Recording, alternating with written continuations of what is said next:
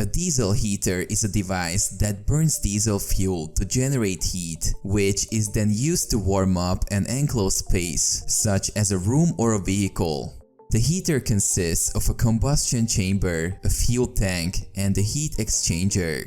When the heater is turned on, the fuel pump delivers diesel fuel from the tank to the combustion chamber, where it is ignited by a glow plug or spark plug.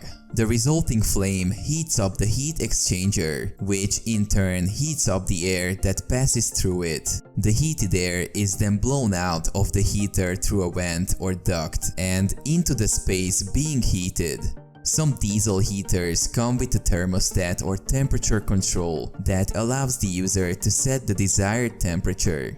To ensure safe and efficient operation, diesel heaters usually have a number of safety features, such as an automatic shut-off in case of overheating, low fuel level, or malfunction. Some models also have a carbon monoxide detector to prevent the buildup of this toxic gas in enclosed spaces.